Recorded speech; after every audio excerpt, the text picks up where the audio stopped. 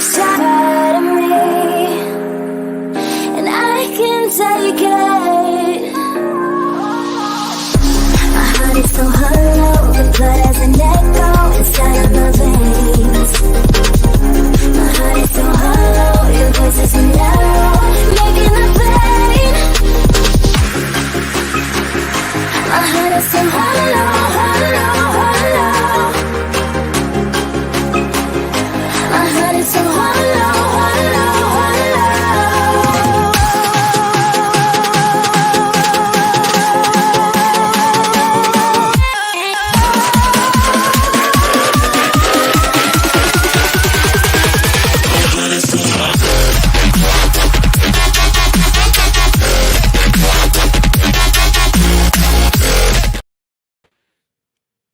Hello, friends. First things first, do I sound like a robot? Someone let me know. Hello, welcome. I think I need a new countdown timer for when we're not doing sprints, because that timer is fine when we're doing sprints because, you know, it like pumps you up. But when we're just going to be like doing a video, I think we need a different timer. No robot. Awesome. I went in and it is so weird. Like the robot effect is an effect that you can use with the Blue Yeti like voice enhancement thing, but it's turned off. But it'll just start working, like it'll just start being robot-y, and I have to go in and turn it on and then turn it off because it's not on, even though it's doing the thing. I don't get it. So hence why we're here doing a live stream for my stats. Hello, Mars. Hello, Grayson. Hello, Sam. Hello, Cool Gamer. I do want to be pumped up for statistics, but I feel like there's probably a better option for, you know, just for like when we're doing a regular video and maybe only like a 30-second countdown, maybe not a whole minute. I don't know. Maybe I just want to make a new countdown. Let me live my life. Okay. Anyway, welcome. We're going to do stats today. For some reason, I did not. Hello, Merlin. I did not do a sheet to say how many books I read. I didn't do a slide. A slide. Yeah, that's what it's called. Hello, Nicole. Welcome.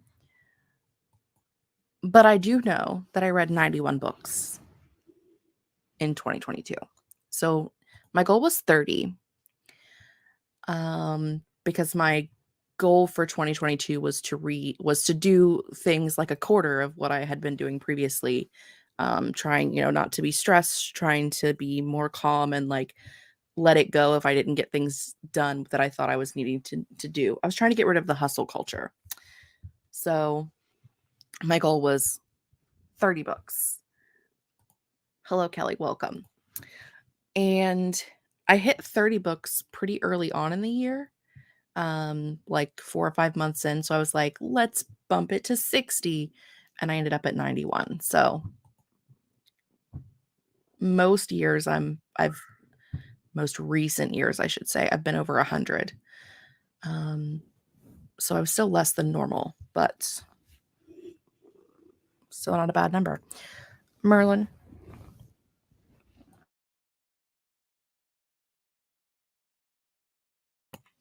Okay. I have gotten rid of the Merlin, mostly just because I need space. Okay. Boom. Books read by month. Duh. As always, it fluctuates over the year, but I did have 3 months where I read 14 books. Oh, gotta go this way. Do you feel like you succeeded in not stressing about it, even though you still read a lot? Yeah, I do, actually. Wasn't a priority. I just read what I wanted to read when I wanted to read. And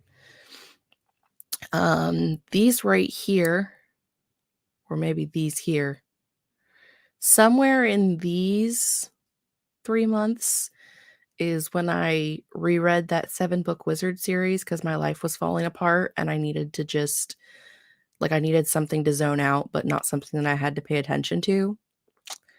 So it was in these 3 months here, but I don't know which order it was actually in. Because that's life. But yeah, as always, fluctuates. May, I must have done a readathon in May. Had to have. I know I did 2 readathons in December, and I know I did, I didn't do one in October. But October, I try to read 31 books, so that makes sense. I think the Summer Scale Readathon this year was in July, maybe? I don't remember. That would have been a cool thing to look up ahead of time, but I didn't, so here we are. Pages completed by month is very different. As you can see, May, which was 14 books, is high. December, which was 14 books, is a bit lower. And October, which was 14 books, is much lower. In fact, July, which had 10 books, is almost as high as October's 14 books because reasons. You know? I actually think this one was 3 books and this one was 4. Is that right? Yeah. See, that's a big difference there too. Telling you. Things just did what they want to do. But I read most of my pages in May and then in December and then in October and July. So I just am all over the place. All over the place. September, I only read 2 books and they must have been 2 short books. So I don't know. Genre. As always, fantasy and then paranormal. I am a weirdo, and most people don't do paranormal. They just put paranormal right on in fantasy. But I like to sort out paranormal, which is like, for me, typically anything that's like vampires, werewolves, witches, ghosts, that kind of thing to me is paranormal versus fantasy. If it's like a whole different world, like a whole different universe, then I'll put it in fantasy. But if it's like our world and just has like some fantastical elements of the paranormal, then I put it in paranormal. I read 9 horror books last year, which is more than usual. I just recently have kind of started picking up horror books. So that's a new one. Still getting more mystery thrillers. And contemporary, I think, is actually down because I didn't read nearly as many YA contemporaries last year as I have in the past because I haven't been enjoying them as much, if I'm being honest. And 10 romances. Romances. Though, yeah.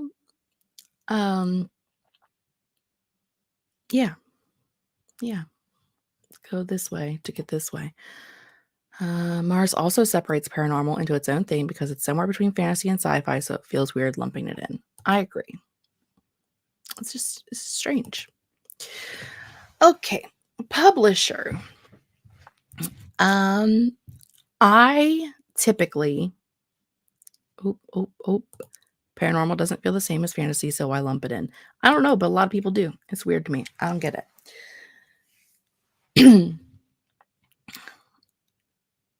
I have been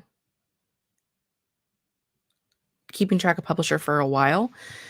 My thing is I do indie for anybody that's like, if I can't figure out who their parent company is, or because I have like 60 publishers listed, and if they're not one of my 60 already listed and I can't figure out where they belong, they go in indie because I assume that means that they are a smaller company. But indie is also where I put self-published authors, which is probably not accurate, but it is how I do it. So other than indie, my highest is Berkeley, which is Penguin Random House, which is probably most of the adult romances that I read. But living the dream. Scholastic is because I reread that 7-book wizard series. That's the only reason why that's so high. St. Martin's Press and Wednesday Books. I get a lot of ARC copies from St. Martin's Press and Wednesday Books. Wednesday is a imprint of St. Martin's. I get a lot of ARCs from them. So the fact that there's only 11 on here means that I must have DNF'd a lot of their ARCs. That's what that means to me. So that's, a great sign.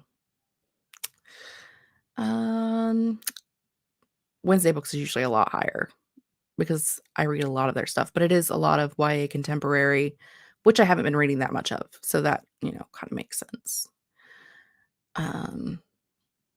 Trying to see if there's anything else in here that's like surprising to me or not. Not particularly. All seems pretty normal. Never considered tracking publisher. I do it a lot because I think it kind of helps me know if I like that publisher's books that they normally pick up. So if there's a book that I'm not sure if I want to pick it up or not, I can look at it and go, oh, well, this is a Berkeley title and I typically really like Berkeley titles. So maybe I should give it a shot. I use it as like an extra way to help me decide what I want to do. So paranormal is a subgenre of horror, not fantasy. I mean, you're not wrong. But when you look at, like, for instance, the 7-book Wizard series, that to me is more fantasy than horror. But it's also technically kind of paranormal because it's witches. So, like, you know what I mean? Like, there's lots of gray areas in genres. There's no, like, I mean, I know they all have, like, a strict definition, but books don't always fit into those definitions. I am having a lovely day. I mostly was laying in bed listening to The Screaming Staircase, the first book in Lockwood and Company, and having a good time. So I kind of forgot that I was supposed to be here, and that was why I was late. Yay. Loving the stats breakdown. That's what I live for. I'd like to start tracking publishers. HarperCollins is still on strike as far as I know, so I'd like to track the books they've published that are on my TBR. Yeah, HarperCollins, they actually were doing some discussing, some actually like going back to the table a little bit last week, but I do think they are still technically on strike. I didn't have a lot of HarperCollins titles there's 4. I didn't have a lot of HarperCollins titles last year, but their imprints, though, I do read a lot of their imprints. However, they have said that if it's one of like their romance imprints like Avon, which I don't see on here, so it's probably one of these smaller ones because I'm sure I read some Avon titles last year, that those don't count. There's like a lot of rules of like who they want you to review and who they don't. So I just try my best to get it right and don't stress if I don't, because again, nobody's perfect. So far this year, the only thing I've read that was a HarperCollins title is Daughter of the Moon Goddess. And I posted my review. And then when I was putting everything into my spreadsheet, I was like, shit, that's a HarperCollins title. So then I went back, took my review out, took it off of Goodreads, and then saved it into a file so that when I'm allowed to review it, I can. But that's life. I honestly don't even pay attention to publishers for novels. I do for manga, though, because it feels more specific in what type of story each publisher puts out. That is fair. Should get a paranormal fantasy. You're right. Hello, Des. Welcome. Good afternoon. Yeah, it's like they have a strict requirement, but then things don't always fit in them. So you just in my opinion, it doesn't really matter what genre it is, even though I keep track of genre. Just because I kind of like to know what I classify things as. I don't go based off of what other, like, even the publisher classifies something as. Because sometimes you'll read something that, is like a mystery thriller and you're like, no, this was just fiction. Like, there was no mystery. It was not thrilling. This is fiction. So I sort it by what I think the genre is, not by what the publisher or other readers think the genre is, because it's important for me to know what I'm reading, not the other round way. I feel bad for HarperCollins authors who got slapped with 1-star reviews to hurt HarperCollins because they weren't hurt. The authors' reputations were hurt. Yeah, they definitely have been telling people, like, don't do that. That's stupid. Don't hurt the authors. We love our authors. So, it still sucks for the author because they're not getting any review. Mine is blank for Daughter of the Moon Goddess. I think if it was one of their US imprints, which only the US imprints, somebody had a specific list, but I go to it is the only reason I go to Twitter to keep up with it, because they keep their Twitter updated fairly well. But I don't have a Twitter account and I don't like to use the app. So, but if it was a smaller author who, like, it was their debut and they didn't have a lot of reviews, I would leave it regardless, just to help the author out. But like Daughter of the Moon Goddess is a huge book. It has a lot of reviews. It has a lot of 5-star reviews. It's doing fine. So I'm okay with holding my review for that for the time being. Okay, what's next? Year published. Okay, fun times. This is very easily just what year was the book published in. So I read 37 books that were published in 2022. I'm sure a good portion of those were ARCs. I read 19 books that were published in 2021. And then, just some. Why were there 9 published in 2018? Couldn't tell you. I don't know what I read that was published in 2018, but apparently I liked that year last year. 2000s, that's pretty obvious. This right here, that would be that 7-book Wizard series. I read some YA last year that was like stuff that had been on my shelf for a while. This is probably what a lot of this is. But I will say I'm very proud to have read over 60% of my books are what I would consider new releases. Because, if you're in January of 2022 and you're reading a book that came out in like November of 2021, that to me is still a new release. So I count everything that's in the year I'm currently in, and the year prior to me is a new release. So to me, having read 60% new releases, that is insane, because previously everything that I read, I was just like so far behind on what people were reading because I didn't have BookTube previously to know what other people were reading. So I was like still trying to catch up, which I have a lot of books on my backlist TBR that are still books that I'm trying to catch up on, series that I'm trying to catch up on. But that's a project for this year. But I'm very happy to have read 37 books from 2022 and 19 from 2021. That just means I'm keeping up with my arcs. I had a literal poop ton of arcs last year, which we'll talk about a little bit here in a minute. It's a big piece of pie. It is a big piece of pie. I'm editing, but that involves reading, so it counts. I mean, I'll take it.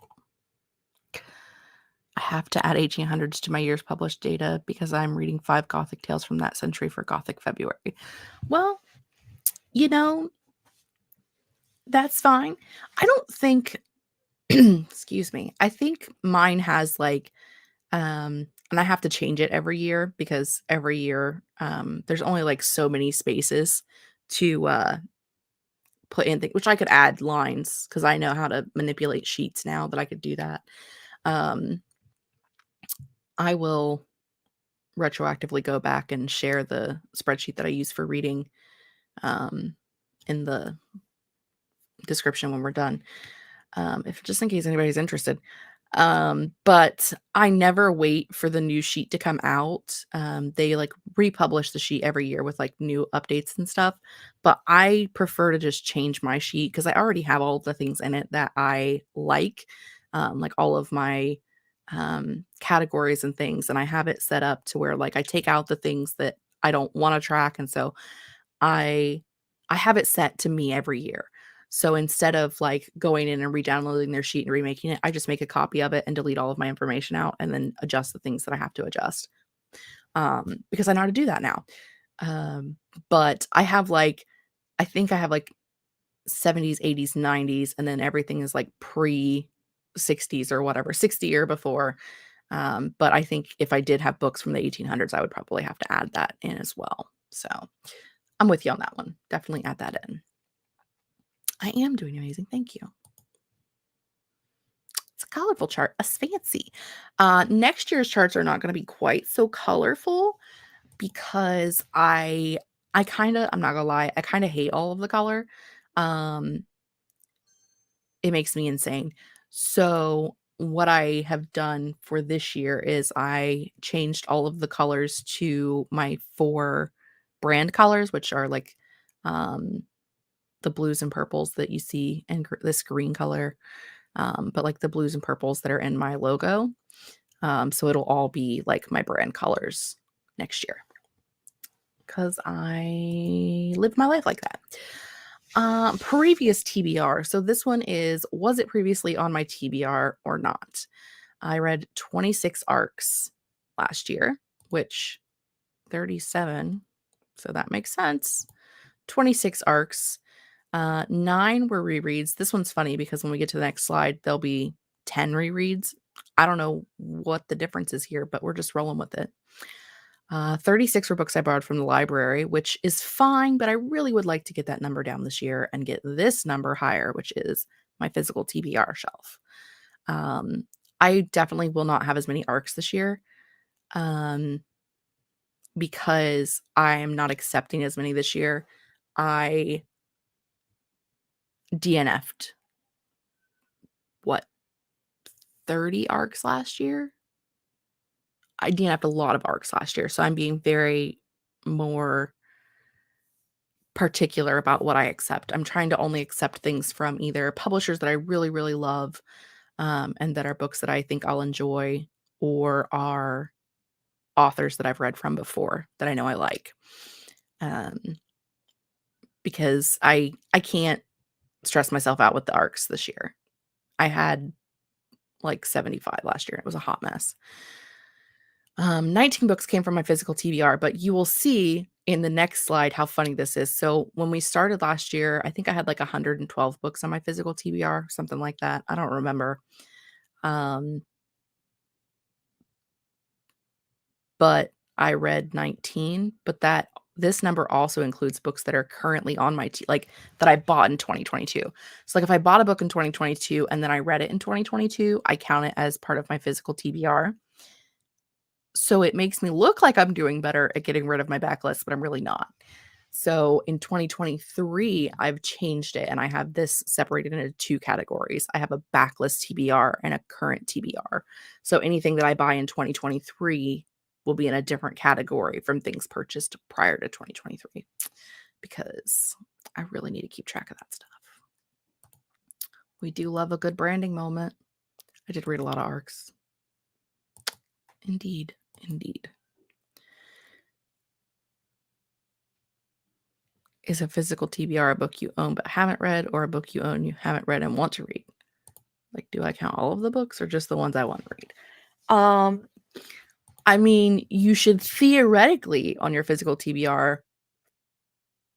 You know what? I'm going to say all of the books you want to read because I have taken books off of my physical TBR that I want.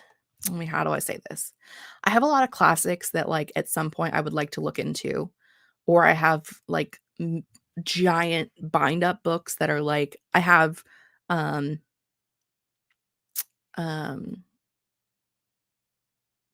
Sleepy Hollow and Other Tales by, is it Irving Washington something? I don't know. But it's like, a 1,300 page book, and I'm never going to sit down and read all of his short stories in one go. So to me, having that on my physical TBR is stupid. I have an entire collection of Sherlock Holmes novels. Having that on my physical TBR is insane because I'm never going to sit down and read all 1,600 whatever pages. Oh, excuse me. I have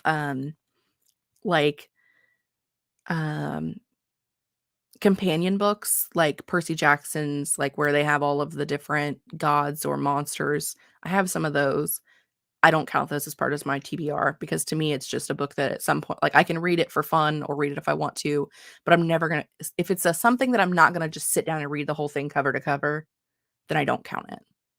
If it's something that I would sit down and read cover to cover, then I count it. That's kind of how I decide. Is that how you should decide? I don't know. You could do what you want to do. You're a grown up. A lot of very old books and a lot of books and genres I once loved, but now don't read much of. It's also a shared library with the husband. See, that's fair. That's not your book. That's your husband's book. That doesn't count. Even if it's a book you bought for you, that's your husband's book. It doesn't count. You don't have to count that. I have an entire stack of books I got from the library sale like 3 or 4 years ago that it's not on my list. I think I've read one of them. I think I read The Littlest Prince, and I also had a copy of the Curse of Monte Cristo. We don't call it the other name. That I recently unhauled this week because I actually own a copy. I bought a copy, not realizing that I had a copy in the like small, teeny tiny books. So, you know.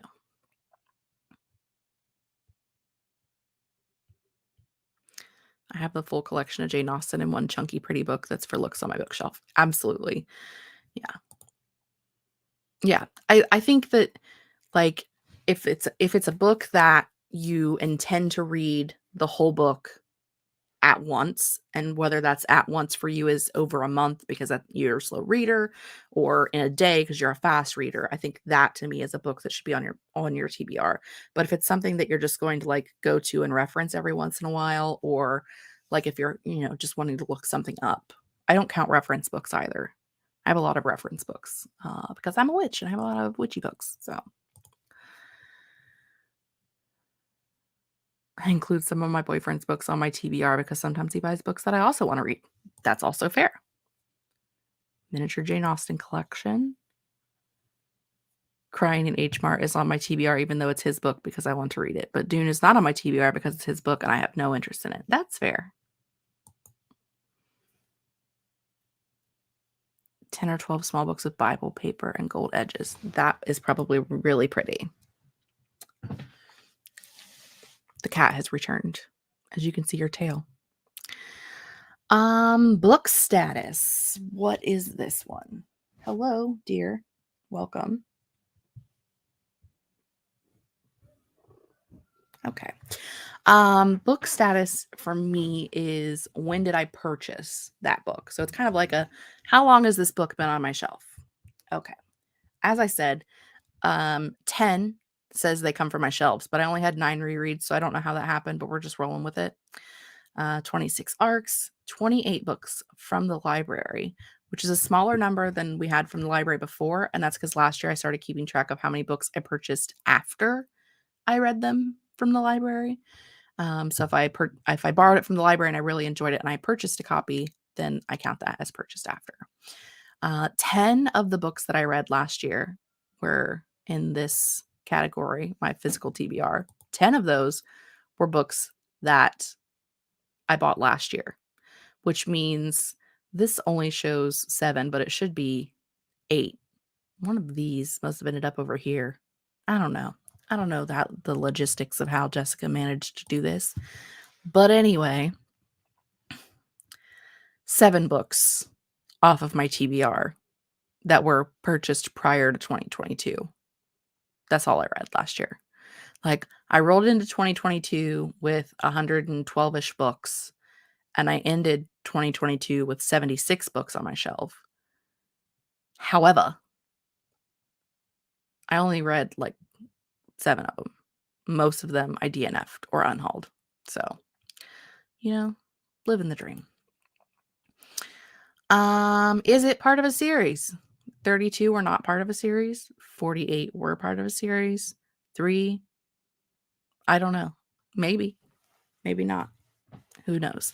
I do tend to read more series than not, which is why I keep track of this, just to see, what we're doing, where we're at, how it's going. I read see, I read 91 books last year, and of those 91 books, 42 were from new authors, which I think is really good because I only count the new author the first time I read them. So if I read like a trilogy from a new author, I'm only counting the first book as being from a new author. So I read a lot of new authors last year. I am keeping track of that this year as well. And age group. I think this year was much more balanced than it has been in the past.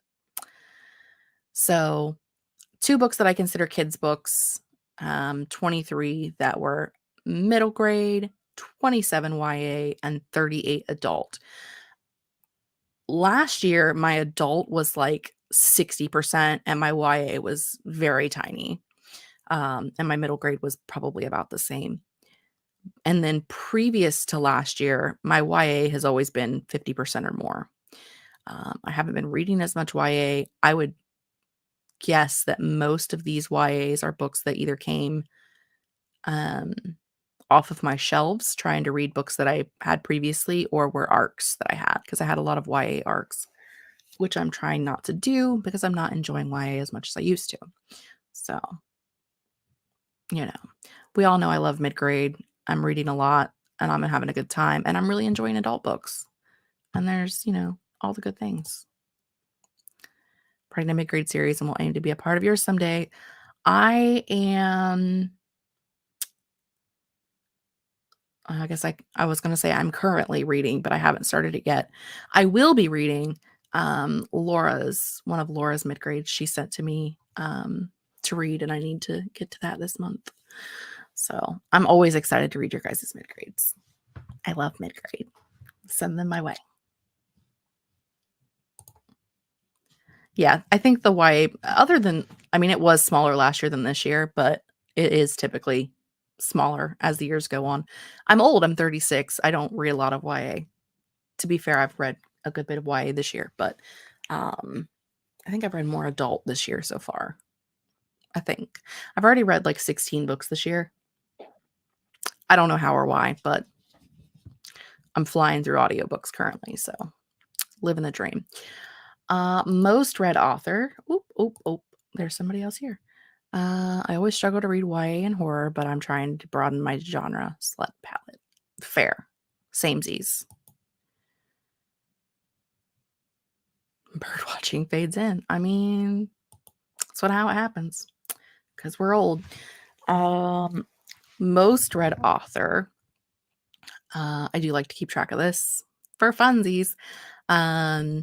Alice Oseman, I read the entire Heartstopper, all that was out currently. When I filmed this the other day, I couldn't remember the name of Heartstopper. All I could think of was Heartbreaker, the Mariah Carey song from like the early 2000s. And then I was just like, because that song is a bop and it just got stuck in my head. So you're welcome. I hope it's stuck in your head now. I read 3 books by Darcy Coates last year. I think I read The Whispering Dead, The Ravenous Dead, and Gallows Hill last year. I really love Darcy Coates. If you like horror, especially horror, like haunted house horror, Darcy Coates is fantastic. I've read, I think 1, 2, 3, 4. I've read like 5 or 6 of her books, and I've really liked all of them. And Amber has read a couple that I haven't read, and she really liked them as well.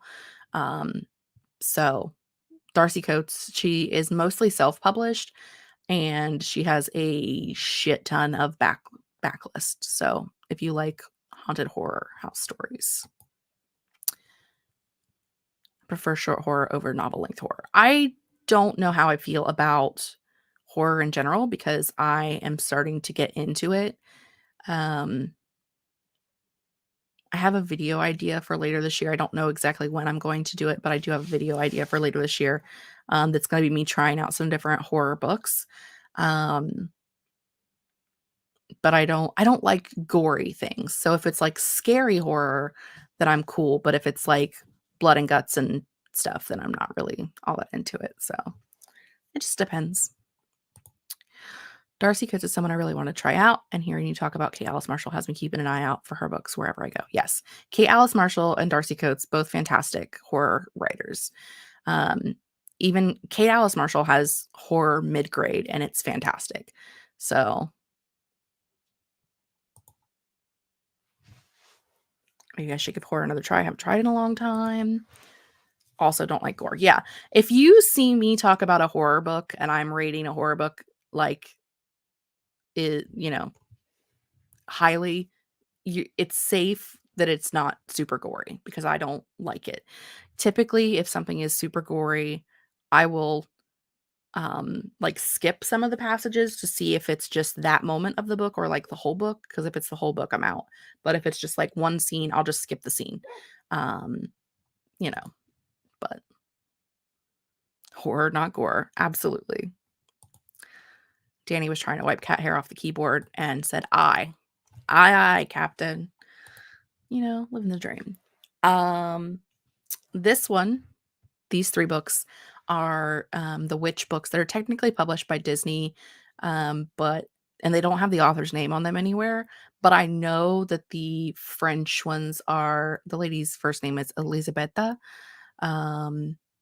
I don't know how to say her last name because I am not that far in my French yet, and I don't know what a GN sound makes in French. So, but I like to give her props for actually writing the book and not just putting them under Disney, because I know she's the one that wrote them, even though Disney publishes them in the US. So, and then Kate Alice Marshall.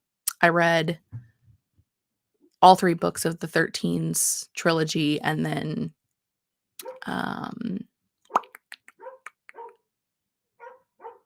I can't even remember the name of the book. I could see the cover. It was the new one last year that came out. I can't think of it. But I read 4. So, the dream. This might be our last slide. I think it is our last slide. Rating. So this is the fun part, because I would like to point out to you that this purple one right here is 5.25, which is a perfect rating for me. That was Witchlings by Clarabelle A. Ortega, because she's fantastic. And all of these clear to here, which is a 4-star. So that means that more than 50% of the books that I read last year were a 4-star or higher. I even consider like a 3.5 and a 3.75 to be a very good rating. This means I enjoyed it. I had a good time, but it had some problems. But like 4 or better is like, I loved it. I had a great time, but it had some problems. So more than 75% of the books I read last year were books I really enjoyed. But I did DNF like 50 books last year. So I was just bouncing out of books left and right last year. I would like read the first chapter and was like, nope, I don't want to read it. Something happened, whether it was something that the author said that I didn't agree with, or just the tone, or I didn't like the characters. Like I bounced out of things so quick last year. I don't really regret it. I don't think that there's no book that I look back on and go, wow, I wish I would have finished that. I'm just like, life's too short for bad books. So, did I read some bad books? Yeah, I got 4 books that I gave 2 stars to. I got a 2.75. These books, if it's like if it's under a 3, if it's a 2.75 or under, typically the reason why I'm reading it is because it's part of a book club and I want to participate in the conversation. And I feel like even if it's a bad book, it's fun to participate in the conversation. Or it's a book that I'm reading for a readathon, and I don't want to have to find another book that fits the prompt, or I don't want to lose my time on what I had spent reading that book and then have to get another one. So, it's fine. Hello, Matthew. Welcome. We're almost done here. I feel like there's enough horror in the real world and evening news that I don't need to read it. That said, I'm rereading 3 of Stieg Larsson's books. I mean, that's fair. I have a 5-chapter DNF rule, but I'm a glutton for punishment sometimes. Listen, I want you to know. Oh, here we go. Danny, my DNF rule is loosely that I give a book till 20% before I decide but I'm also not hard about that. Like if I know a book isn't for me, I won't make myself keep going. Yeah, a lot of the ones that I DNF'd at like a chapter in or so were books that have been on my shelf for you know, 6 or 7 years, and I know I don't read those kind of books anymore. That's what a lot of it was. So, but back to being a glutton for punishment. Danny can attest to this. Not Danny, Mars, my bad. Mars can attest to this, that I read 80% of A Lesson in Vengeance and then DNF'd it. And I read 70% of um what is that book called? The Atlas 6. 70% of the Atlas 6, and then was like, why am I still reading this? And DNF'd it. Yeah, it was a mess. It was like, can you imagine like reading 80% of a book and then being like, nope, I'm done. Like, I know there's only 20% left to go, but I can't force myself to read anymore. Um, I right. Can't believe you got so far before DNFing. I couldn't do it. Like, for the Atlas 6, for me, it was like so many people loved it, and I was just like, there has to be something to love here. There has to be something. Like there has to be a reason why everybody loves it. I haven't found it yet, but like maybe there's a reason. So you just keep reading, hoping that you'll find the reason, but there wasn't one. At least not for me or for Mars, because also made myself finish Atlas 6, so I can't poke fun. Right. Like, I tried. I was here for it, but please don't make me, you know? Sam needs DNF rules. Getting better at it, but not great. Yeah, I don't really have DNF rules. If I'm not enjoying a book and I don't want to keep reading, I don't. And that's pretty much my DNF rules. Got 2/3 in and hit a certain point and noped out. Yeah. For A Lesson in Vengeance, which I got to 80%, I really did enjoy the first half of the book. I thought the first half of the book was fantastic, but then it just started to get very repetitive, and I didn't like where the story was going, and I stopped liking it. I stopped enjoying it. I started to actively hate it. And so I was like, I'm done. I stop when I stop. Yep. I don't want to say that Atlas 6 was too hyped, because I think a lot of people really enjoyed it. So I think it had good hype, and I love Olivia. She's fantastic. Like, what I know of her, obviously I don't know her personally, but like, I watched I think 2 different panels that she was on last year. And one of them I watched because Susan Denner was on it, and it was like a fantasy. It was from Tor, and it was like some of their fantasy authors. And like, Olivia was just on there having like her fangirl moment. She was living out her best life, and it was so cute. And I just like, I have no hate for her. I just did not like that book in particular. And I probably would read more from her in the future. I just am not interested in that. I also feel that way about White Smoke. Everyone raved about it, but I deleted the book at 50%. 99% bot, 99% vibes. And while that's good for some people, it's not for me. And the vibes weren't even good vibes. That is exactly how I felt. That is exactly how I felt. I felt like the book was like 99% vibes, 1% plot, and the plot part that was there wasn't good, and neither were the vibes. So, yes, get better at DNFing, but you can take as many steps as you need to get there. Hi, Rachel. Welcome. Stop to get some breakfast. We're almost done here, because I do believe that is indeed our last slide that we have for today, because those are all ones we already did. Papa Chow, there I am. Look at me. So those are my stats for 2022. Are there stats that you would like to see in the future, that I can keep track of, that would be interesting to you? let me know. Because what are you doing? Can I help you? Merlin came to visit, which is not surprising in any way, shape, or form. Let's see. Yes, Matthew, DNFing means that you do not finish a book. So when you're reading the book and you decide that you don't like it and you want to not finish it, they call that a DNF. Rachel's still waiting on lambs. She'd be holding them in out of spite. No doubt. Mama Maggie's not going to read anything else by Olivia Blake, and that is absolutely fine.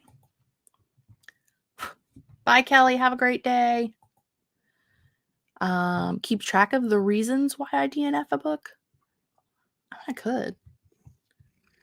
Sometimes I don't have a reason, but I mean, theoretically I could. Can I help you, ma'am? She held out as long as she could, but now she needs love and attention. She's like, guys, why you do this to me? Why you no love me? Please love me. Hi, Violet. Thanks for lurking.